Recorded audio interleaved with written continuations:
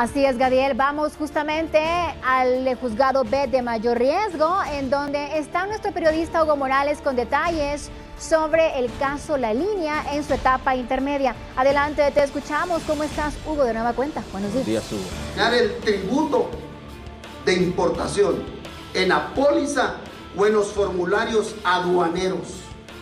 En algún momento el señor Otto Pérez Molina llenó alguna póliza, llenó algún formulario aduanero, dejó de dar datos exactos para que se formalizara. Esta audiencia que solicitó Pérez Molina provocó la anulación de las 6 audiencias que se habían celebrado de la fase intermedia. Esto a criterio y a pura decisión del juez Miguel Ángel Gálvez, considerando que si varían las condiciones en las que se encuentra Pérez Molina ligado a proceso por asociación ilícita, caso especial de defraudación aduanera y cohecho pasivo, obviamente la fase intermedia puede cambiar. Ante esto, él anula las 6 audiencias correspondientes y hoy lo da la palabra al abogado César Calderón para que plantee sus argumentos en esta audiencia llamada revisión del auto de procesamiento. Escuchemos al abogado César Calderón, que está en el uso de la palabra. ¿Y sabe cómo se puede determinar eso, señor juez? Usted tiene todos los papeles del caso en su escritorio. Usted tiene la totalidad de la investigación. Busquen esos papeles, señor juez. ¿En dónde está el informe en donde conste la defraudación de los casos especiales de defraudación aduanera elaborado por la única entidad que lo puede hacer, que es la Superintendencia de Administración Tributaria y nadie más, porque no es la CICIG? Hay 2 informes de la CICIG, esos vienen guangos, porque la CICIG no es la que hace los informes de defraudación. ¿Sabe quién es? La SAT. Y yo le invito, señor juez, para que usted en todo el expediente revise cómo se va a determinar el informe donde consta la defraudación si no existe en todo el expediente. Y ese lo tuvo que haber aportado la SAT. Y entonces no se puede dar el 5º elemento del tipo penal, lesionar el bien jurídico en contra de la administración pública, porque la SAT jamás le ha informado a usted en qué consistió, en cuánto es el monto y quién firmó eso.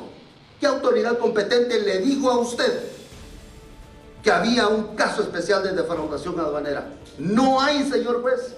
Y en todo el universo que es Guatemala, la administración, la Superintendencia de Administración Tributaria le ha hecho llegar a usted un informe donde conste, porque el único que lo puede hacer, quien es por excelencia, es la SAT, y de ahí no hay en el mundo, no hay en el universo ningún otro que le pueda dar a usted la pauta de eso. Solamente la SAT. ¿Existe en el expediente? No existe, no está. ¿Cómo entonces podemos decir o suponer o sospechar que hay casos especiales de defraudación aduanera? ¿Cuál es su base? Si no, la SAT no le ha dicho a usted eso. ¿Cuál es su base? ¿Cómo puede sostener un auto de procesamiento si no existe eso? Y podría, sobre este mismo punto, podría recurrir mucho más, pero me lo voy a reservar. Pero habría mucho más que decir aquí. Pero solo le llamo su atención que usted ha dictado un auto de procesamiento sin tener el documento real, oficial y ad hoc expedido por la Superintendencia de Administración Tributaria para determinar que existen casos especiales de defraudación aduanera. Cualquier otro le puede venir a decir las cosas, pero la ley establece que es un informe de la SAT y no se tiene ese informe. No hay, por lo tanto, no hay delito de casos especiales de defraudación aduanera, haciendo alusión al tipo penal y a la dogmática jurídica, tratando de encuadrar la conducta en las omisiones, en las declaraciones inexactas y en la lesión al bien jurídico tutelado. No hay, señor juez, no se puede. Por lo tanto, la reforma de este auto de procesamiento debe de encaminarse precisamente a revocar, a desligarlo de este delito y que solamente subsista el de cohecho pasivo en el peor de los casos sin aceptación del hecho. Por eso pido entonces que se reforme en ese sentido, obviando, eliminando, desligando el delito de casos especiales de defraudación aduanera. Es cuanto tengo que plantear, señor juez. Muchas gracias. Solo para retomar, licenciado, únicamente que se mantenga el delito de cohecho pasivo. Así es, sí. Vale. O Sí, sea, señor. subsumir. Así es, señor juez. Solamente, que es el único que no me pronuncio, pero sí a los otros dos que se desligue. Gracias. Claro. Si quiere intervenir, si no, no hay problema. Es bien técnica la cuestión. Sí. Vale. Vale. Muy bien. Entonces, con base en el planteamiento realizado por el abogado, se le da intervención al representante del Ministerio Público. Gracias, señor juez. Tal como lo hizo ver usted al inicio de la audiencia, pues aquí únicamente nosotros tenemos que basarnos en cuanto a si existe variación alguna de los indicios racionales que se conocieron en la audiencia de primera declaración. Al respecto y de conformidad con los argumentos presentados por el licenciado Calderón, quiero referirme también de igual manera en primera instancia al delito de asociación ilícita.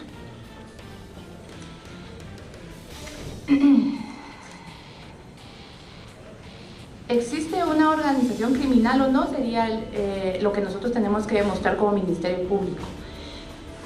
Empecemos por establecer que nosotros hemos demostrado al señor juzgador tener los indicios suficientes desde la primera declaración, ya que demostramos a usted una existencia en el tiempo de un grupo de personas que efectivamente tenían roles definidos. Y para ser específica, lo que quiero demostrarle, señor juez, es que esta organización criminal, tal como se ha manifestado desde el inicio, no es que tenga una línea de jerarquía en el mismo nivel, sino que viene como en caída, se le podría llamar, tal como lo hemos mostrado muchas veces en esta sala de audiencias. Y en ese orden de ideas, pues yo quisiera primero desbozar el por qué él es un líder y está hasta arriba y no necesariamente tiene que conocer a las personas que ejecutan los hechos. Sin embargo, su participación era necesaria para que se realizaran los hechos. Tal como lo establece el artículo 183 de la Constitución Política de la República de Guatemala, dentro de las funciones que el presidente de la República tiene, debe, y las cuales debía el señor Otto Fernando Pérez Molina cumplir. Una de ellas, en la literal Q, establece el administrar la hacienda pública con arreglo a la ley. Era una obligación que él tenía, que debía hacerlo.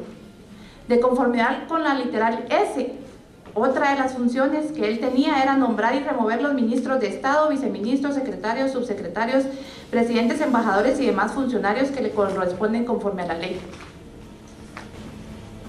Por lo que, de conformidad con la ley orgánica de la Superintendencia de Administración Tributaria, quien nombra al superintendente de esta entidad es el presidente de la República, tal como lo establece el artículo 24 de esta ley orgánica.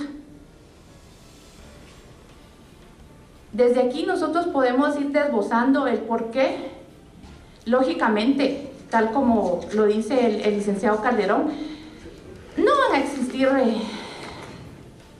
por escrito ordenanzas de una organización criminal, si lo que se busca es proteger los actos que se presumen ilícitos. Sin embargo, sí existen evidencias y que el Ministerio Público ha puesto a su vista, señor juez, vista de todos. En los argumentos que hace el licenciado Calderón únicamente ataca o desboza la declaración de Salvador González Álvarez, quien se ha denominado como eco dentro de la presente el proceso penal. Sin embargo, nosotros no solo nos basamos en la declaración de él. La declaración de él tuvo que ser confirmada para poder haber sido valorado como un colaborador eficaz y tomarla en prueba anticipada, como lo dijo él.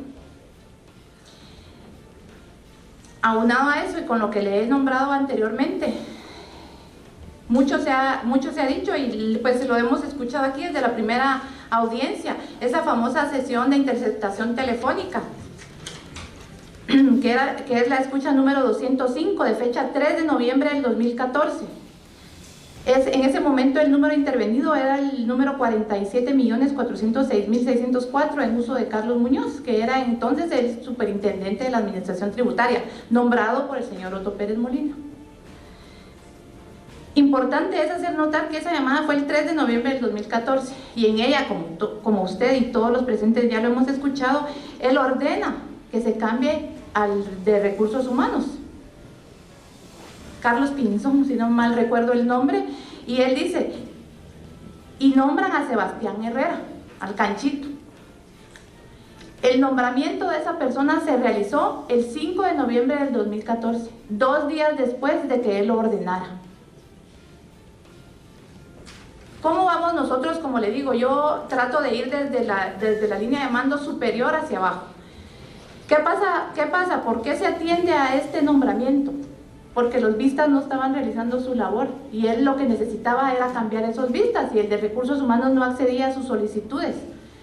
Y por eso, ¿qué se ve? Se necesita la orden directa del que es líder para que esas funciones puedan cumplirse. Solo con este indicio razonable, suficiente, y lo que se demuestra con los hechos, porque esto quedó documentado a través del nombramiento de Sebastián Herrera. Solo con eso nosotros demostramos la línea jerárquica que existía, la organización que existía. Como lo decía al inicio, existen roles definidos y la existencia en el tiempo de esta organización. Sí, esta organización no fue de manera fortuita.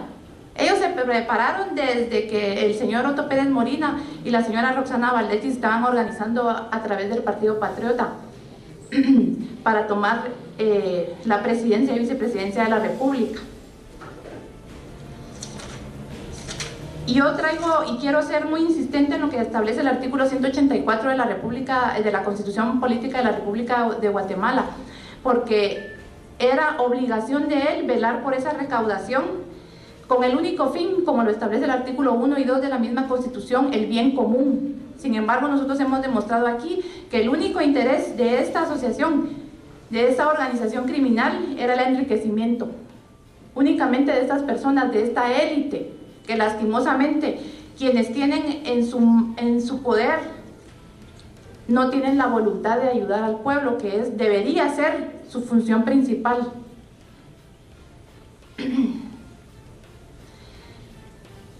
A mi criterio es muy contradictorio lo que solicita el licenciado Calderón en cuanto a que se eliminen los delitos de asociación ilícita y los casos de defraudación especial aduanera, pero que sí se deje el cohecho pasivo. Realmente es contradictorio porque, tal como se dice, en cuanto al delito de defraudación, casos especiales de defraudación aduanera, que él no firmó las DUAs que se le conocen, las declaraciones únicas aduanales, o que no participó directamente en los hechos. A eso nos tendríamos que ir, tal como se ha manifestado en otras ocasiones, cuáles son los grados en los cuales una persona se puede considerar que actúa en un delito o que es autor de un delito. Tal como lo dice el artículo 36 del Código Penal, los autores pueden ser quienes fuercen o induzcan directamente a otro a ejecutar los hechos, o quienes cooperen a la realización del delito, ya sea en su preparación o en su ejecución o en un acto sin el cual no se hubiera podido cometer. Anteriormente yo le he descrito una de las maneras por las cuales nosotros pudimos establecer que efectivamente el señor Otto Pérez Molina tenía esa fuerza o inducía directamente a quienes participaban en la organización criminal. Pero sí, es cierto, él no firmó las declaraciones aduaneras, no, eso lo hacían los vistas, ¿verdad? ¿Y qué hacían los vistas? Lo que hacía, bueno, los técnicos en aduanas, que así es el nombramiento específico de ellos, conocidos como vistas, lo que ellos hacían era efectuar una declaración de mercancías declarando un precio menor. ¿Y cómo hacían? ¿Por qué era necesaria la participación de los vistas para lograr lo que la organización criminal perseguía? Porque alteraban la calidad o el precio de los bienes. Si se hicieran las declaraciones tal como lo establecía el DAI,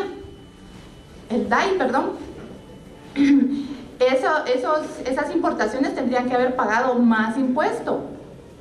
Pero lo que hacían era alterar la calidad, la cantidad. ¿Pero por cuál ¿Cuál era el motivo de hacer eso? Para que a ellos les tuviera un rango mayor, el R2, como lo ha explicado aquí, ese pago para agilizar la importación. Entonces sí, era necesario que se alteraran esas declaraciones en las DUAS para poder tener ese chance de cobrar esa cola que se ha conocido, para agilizar el trámite. ¿Será necesario agilizar un trámite en una aduana a través de cobros ilegales? No lo considero. Al contrario, era obligación del presidente de la República evitar eso. Sin embargo, aquí lo alentó. Es por eso, como le repito anteriormente, para mí es totalmente incoherente que vengan a pedir que se quite la defraudación aduanera, pero que sí se deje el cohecho. El R1, como decía el licenciado Calderón, era lo que se declaraba en la declaración única aduanera de las aduanas norte, central y sur, y el R2 era el cobro por agilización. En ese entendido, entonces, tendríamos que la defraudación aduanera era el R1, y eso es lo que nosotros estamos imputando, o por lo que se quedó ligado por los casos especiales de defraudación, y el R2 es el cohecho pasivo. No podemos desligar a uno del otro. Uno era necesario para cometer el otro, el cual ya se habían asociado para hacerlo. Por lo tanto, señor juez, yo considero que de la argumentación emitida por el licenciado César Calderón, a mi criterio, en cuanto a que únicamente se quede ligado por cohecho pasivo y eliminar los delitos, o desligar por los delitos de asociación ilícita, que así entendí la petición, y los casos especiales de defraudación aduanera, considero que no existen indicios razonables suficientes que él le haya traído aquí a usted para hacer pensar que lo que se imputó en la primera declaración no es así. Otra cosa que manifestó el licenciado Calderón es que no se documentaron las reuniones, que no existieron reuniones. Señor juez, es de su conocimiento, nosotros documentamos las reuniones y están en el informe de organización criminal que se presentó. ¿Quiénes se presentaron a esas reuniones?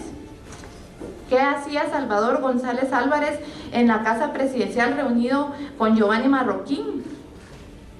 Todos ya sabemos, Giovanni Marroquín era una persona que era externa totalmente, no tenía funciones públicas. ¿Qué hacía en la casa presidencial? Y no fue solo una vez, fueron varias veces, igual Claudia Méndez. Todas esas reuniones están documentadas, señor juez. Y no es cierto, como dice el licenciado Calderón, que no exista ese informe de organización criminal que requiere el artículo 24 de la Ley contra la Delincuencia Organizada, porque sí existe.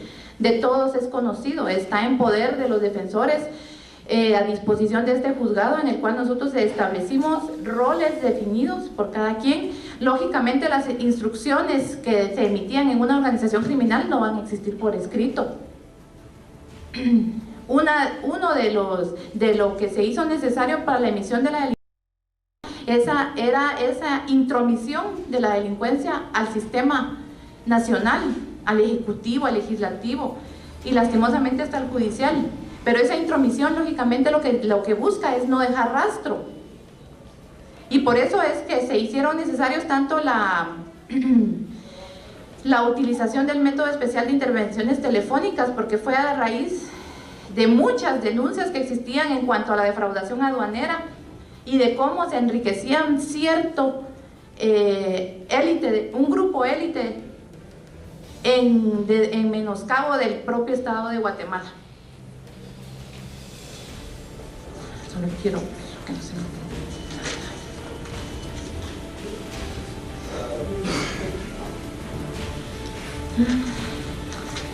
En ese sentido, señor juez, considero como Ministerio Público que nosotros en esta etapa procesal, sin entrar a un conocimiento más allá de más que la fase preparatoria, porque es lo que todavía estamos en esa etapa, de considerar que existen indicios suficientes y razonables por los cuales una persona se encuentre ligada a un auto de procesamiento, considero que persisten, que los argumentos emitidos el día de hoy en esta audiencia por el licenciado César Calderón no le dan a usted un indicio razonable que hayan variado las circunstancias, sino que todo lo contrario, confirman la teoría fáctica del Ministerio Público, lo que se fortalece a través de la plataforma probatoria que se ha puesto a disposición del juzgado. Solicito que se declare sin lugar la solicitud de reforma del auto de procesamiento y que continúe en la misma situación jurídica ligado a proceso por los 3 delitos, por asociación ilícita, por casos especiales de defraudación aduanera y por el delito de cohecho pasivo.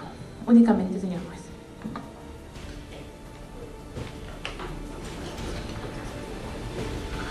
Muy bien. A continuación se le da intervención a la representante de la comisión, abogada Loitina. Gracias, su señoría. Muy buenos días. Iniciaré, señor juez, mi participación haciendo referencia, como bien lo manifestó el abogado defensor del señor Otto Pérez Molina, a lo establecido en el artículo 10 del Código Procesal Penal, del Código Penal, que regula la relación de causalidad.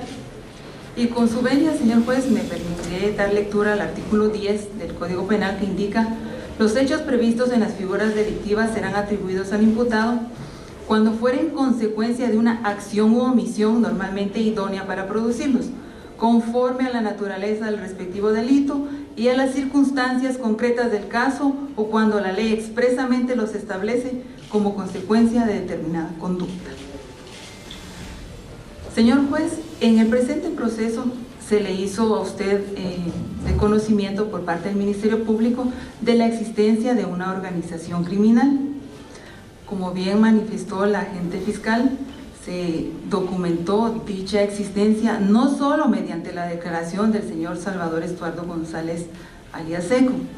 Dan cuenta usted de la existencia de esta organización muchas escuchas telefónicas que fueron reproducidas en las audiencias indagatorias, en donde se hace referencia a la forma como esta organización, en primer lugar, se aprovechaba de la estructura que existía dentro de la Superintendencia de Administración Tributaria relativa a la Intendencia de Aduanas, y cómo esa estructura, aprovechando precisamente la organización de la Superintendencia de Administración Tributaria, personas externas a dicha entidad daban órdenes a las personas que pertenecían a la Intendencia de Aduanas para que realizaran ciertos cobros bajo ciertos parámetros que estaban establecidos de acuerdo a una tabla dada por la organización criminal, y a la que bien hizo referencia el abogado Calderón, diciendo que precisamente el señor Salvador Estuardo González hizo referencia a la tabla mencionada.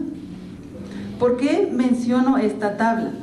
Porque, señor juez, obviamente, toda organización criminal… Solo, licenciada, disculpe, háganme el favor de permanecer en silencio a los señores del sistema penitenciario. Si quieren hablar, no tengan pena, nadie les está limitando su derecho. Háganme el favor de salir, no hay ningún problema. Y no están interrumpiendo la audiencia, por favor, a los señores del sistema penitenciario. Licenciada, disculpe. Gracias. Toda organización criminal percibe un fin, y este fin es el lucro. Me refiero precisamente a la organización como tal, porque precisamente uno de los delitos que se le imputa al general Otto Pérez Molina es el delito de asociación ilícita. Manifestó el abogado defensor que existe una sola escucha que hace referencia a él, en donde se indica precisamente del nombramiento del señor Sebastián Herrera Carrera, que ni siquiera es él quien lo propone, sino que es el licenciado Muñoz Roldán. Sin embargo, hay que hacer notar, señor juez, que como bien lo dijo la agente fiscal del Ministerio Público, es una atribución del presidente de la República nombrar al superintendente de Administración Tributaria. Y precisamente en el mes de diciembre, antes de que fuera nombrado el licenciado Omar Franco Chacón, las escuchas 1407, 1456 y 1455 de la línea 54.606.771 dan cuenta de cómo los integrantes de la organización criminal, tiempo antes de que fuera nombrado el licenciado Omar Franco, tienen conocimiento de que él es la persona designada para ocupar la silla del licenciado Muñoz Roldán. O sea, tienen conocimiento de quién va a ser el próximo superintendente de Administración Tributaria. Facultad de quién era nombrar ese superintendente, señor juez. como ya lo manifestó mi antecesora, del señor presidente de la República en aquel entonces. ¿Cómo podemos decir que él no era parte de una organización criminal cuando la organización en su interior ya tenían nombrada una persona que era la persona que iba a cumplir los fines que ellos necesitaban dentro de la organización legal de la propia Superintendencia de Administración Tributaria? Esto nos da un indicio de participación de la persona que en aquel entonces era el presidente de la República de Guatemala. También, señor juez, es interesante notar que la persona que fue nombrada como gerente de recursos humanos era una persona afín a la organización criminal. ¿Y por qué es tan importante el puesto de recursos humanos, señor juez? Porque vimos durante todo el desarrollo de las escuchas que se reprodujeron, y hago referencia únicamente a las escuchas que se reprodujeron, quien tenía cierta injerencia precisamente en el nombramiento de, en este caso, como dice la doctrina, los peones de la organización criminal, que en este caso eran las personas que realizaban los procedimientos, que eran los vistas de aduanas o los técnicos de aduanas. De manera, señor juez, que sí existe una probabilidad de participación del entonces presidente de la República dentro de esta organización criminal como jefe de la estructura. Porque la organización criminal se valió de la organización que ya tenía el Estado dentro de la propia Superintendencia de Administración Tributaria para lograr sus fines ilícitos. Lo único que hicieron fue tomar a las personas afines a ellos, y como da cuenta la participación del señor encargado de la región sur, él lo que hacía era alinearlos, o sea, ponerlos de acuerdo a los fines de la organización, de manera que sí existe esa probabilidad de participación dentro de una organización criminal. Señor juez, da cuenta también a usted de la existencia de cobros y de la existencia de dinero ilícitamente cobrado, precisamente las escuchas y los informes de las cuentas que después la organización utilizó para recaudar ese cobro ilícito. Y me llama la atención de por qué piden la reforma únicamente quedando vigente el delito de cohecho, porque existe, señor juez, existe un dinero que fue cobrado ilícitamente y que la organización recaudó, y no solo dan cuenta de ello las tablas a que hace referencia el abogado defensor, dan cuenta muchas escuchas, y me permitiré citar únicamente, por ejemplo, la escucha 779 del número 305-48-727 en uso del señor Maindor, en donde se hace referencia a cómo era que se cobraba ilícitamente. ¿Y por qué sí existe la defraudación al fisco? Porque las escuchas indican la forma en que ellos clasificaron la mercadería cuando existe un arancel que está dentro de la propia Superintendencia de Administración Tributaria, donde existen los renglones arancelarios bajo los cuales se debe cobrar cada mercadería. Por ejemplo, señor juez, cito el ejemplo del caso de los zapatos. El arancel tiene, si no estoy mal, como 18 clasificaciones en los zapatos, y la organización criminal tenía, ¿qué tenía? Chancletas, zapatos de marca y zapato corriente. Eso no es un cobro de conformidad con la ley, señor juez. Ese es un cobro de conformidad con la organización criminal, y la tabla tiene una cantidad, la cantidad del impuesto y la cantidad de la cola. La cola la dejó de percibir el Estado, pero el cobro tampoco se hizo de acuerdo a lo que establece el arancel correspondiente. Y señor juez, el señor Estuardo González, si él dijo que no existía una defraudación, él también indicó que existía la tabla. De manera que no estamos contradiciendo la declaración del señor, pero el señor no es la persona encargada de aduanas para decir, bajo este rubro se cobró correctamente toda la mercadería que se ingresó bajo la línea. De manera que sí existió una defraudación al fisco, señor juez. En cuanto a también la posibilidad de participación del entonces señor presidente, existe un memo que fue incautado dentro de los dispositivos electrónicos incautados al señor Salvador Estuardo González, en donde él hace referencia precisamente a una serie de circunstancias que, como bien mencionó la señora agente fiscal que me antecedió, ¿Por qué una persona externa a la administración pública tenía que estar haciendo observaciones al entonces presidente de la República con respecto a la recaudación? No estaba para eso el superintendente de administración tributaria, no era esa una de sus funciones, la de precisamente ver la recaudación de los impuestos. Y como indico, ese memo da cuenta en un apartado de antecedentes. En primer lugar estaba dirigido al señor Otto Pérez Molina y luego indica en lo referente a un diagnóstico. ¿Por qué tenía que hacer un diagnóstico una persona ajena a la administración pública sobre una institución del Estado? ¿Por qué tenía que hacer un diagnóstico si no estaba contratado como consultor? De manera que esto también hace ver la injerencia de la organización criminal dentro de la propia Superintendencia de Administración Tributaria. Que el señor Salvador Estuardo González indicó que era un dinero de agilización de trámites.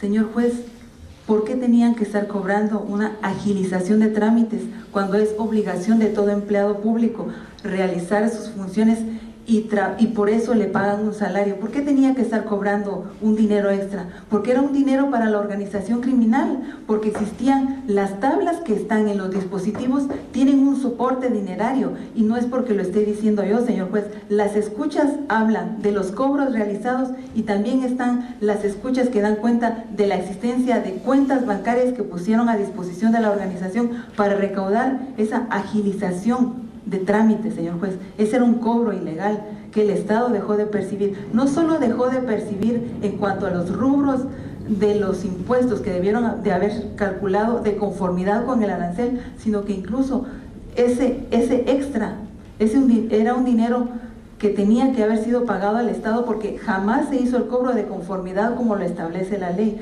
¿Por qué le salía más barato a los importadores pagarle a la línea? Porque no pagaban los impuestos como debía de ser y porque le agilizaban el trámite. Era doble el beneficio, pagaban menos y sacaban más rápido su mercadería. Sin embargo, aquí el único perjudicado fue el Estado.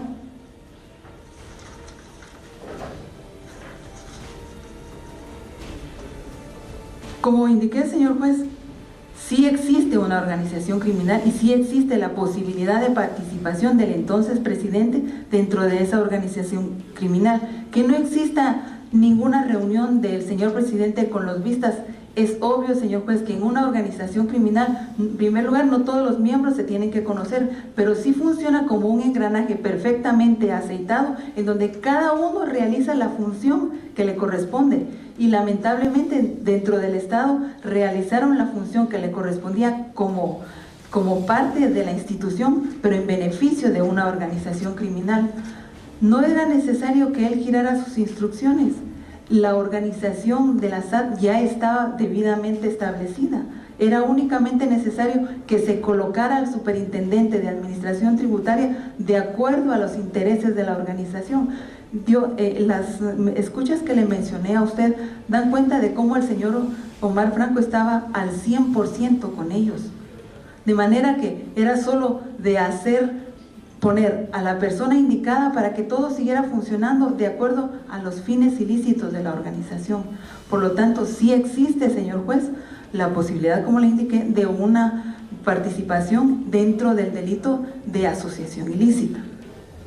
Se menciona el delito de casos especiales de defraudación aduanera y que el entonces presidente de la República no era importador, que no tenía la calidad de importador, que dentro de ninguno de los incisos que menciona la ley contra la defraudación cabe la participación de él.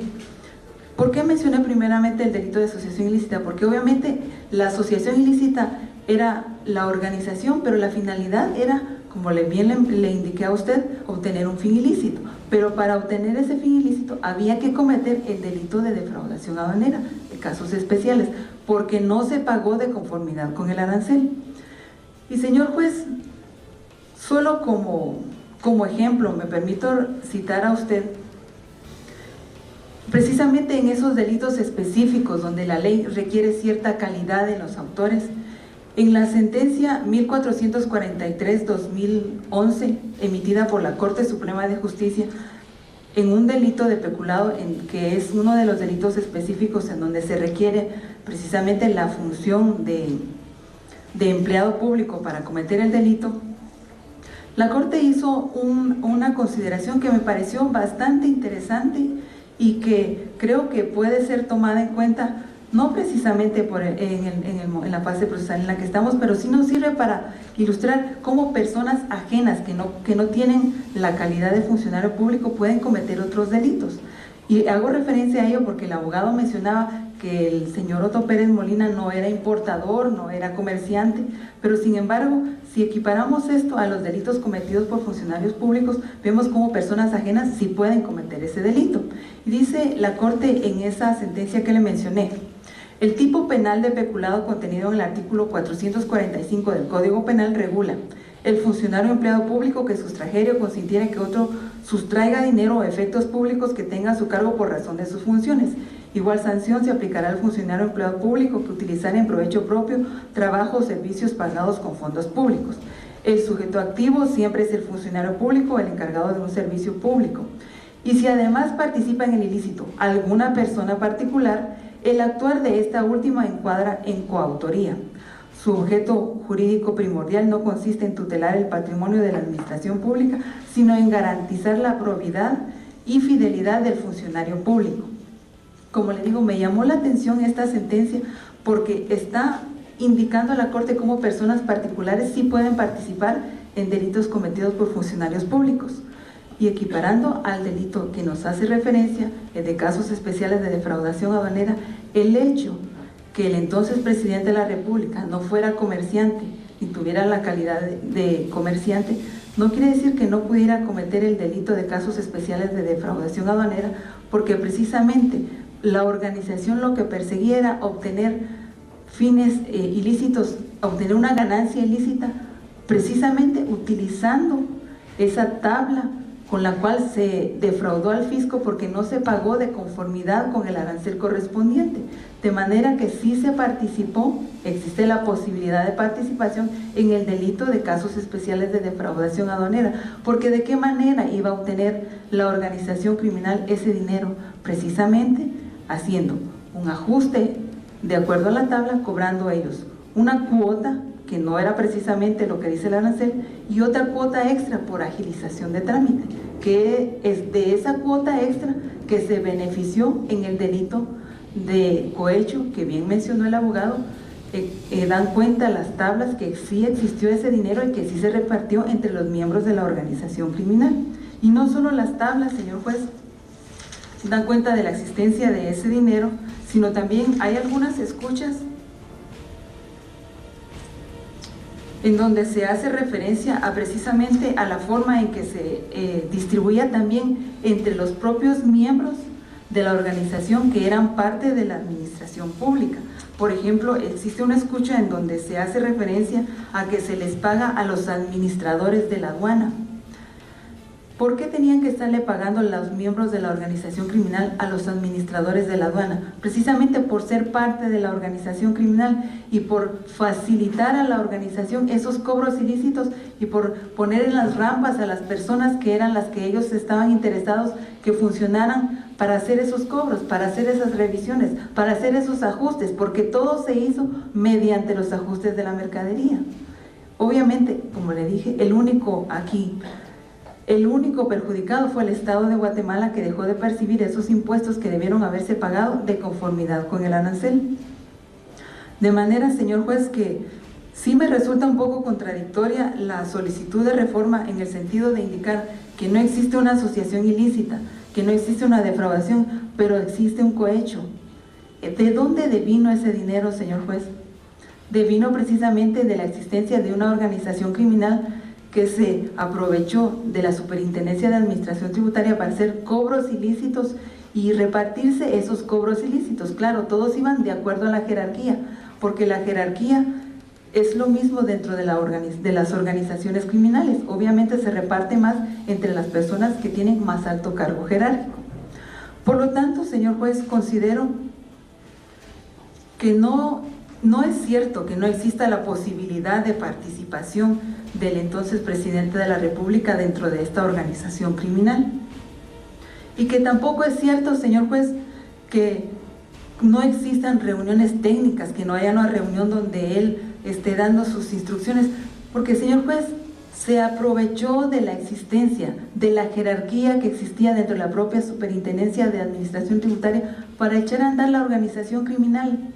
Lo único que necesitaban era poner al superintendente de Administración Tributaria para que la organización tuviera a toda la superintendencia de Administración Tributaria, a las personas afines a la organización, trabajando precisamente para la organización ilícita. Por lo tanto, señor juez, considero que no es procedente que se decrete la reforma del auto de procesamiento, porque sí existe la probabilidad de participación, que es la fase en la que nos encontramos, del entonces presidente de la República dentro de la organización criminal denominada La Línea. Por lo tanto, considero, señor juez, que sí se pueden sostener en esta fase procesal los delitos de asociación ilícita y casos especiales de defraudación aduanera, y existe la posibilidad de participación del entonces presidente, señor Otto Pérez Molina, dentro de la organización criminal denominada La Línea.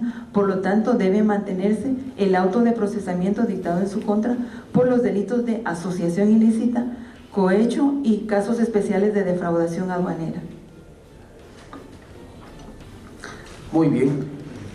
A continuación se le da intervención al abogado Celedón. Muchas gracias, señor juez.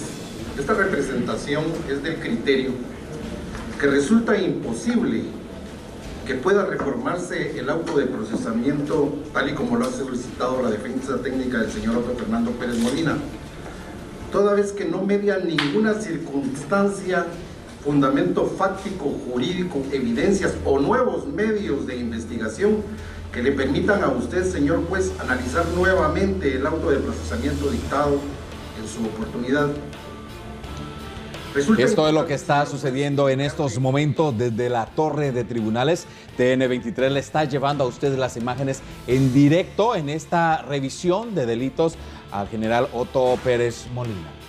Así es, Gadiel, estaremos dándole cobertura a lo que sucede justamente en esta sala B de mayor riesgo a cargo del juez contralor, en este caso Miguel Ángel Gálvez, para ver qué sucede, si estarán disponiendo a hacer de ley, por supuesto, a Otto Pérez Molina el cambio de delitos. Sin embargo, la parte acusadora argumenta que se mantengan los que ya se han mencionado, que es cohecho pasivo, asociación ilícita y, por supuesto, caso especial de defraudación aduanera. Exacto, tenemos que ir a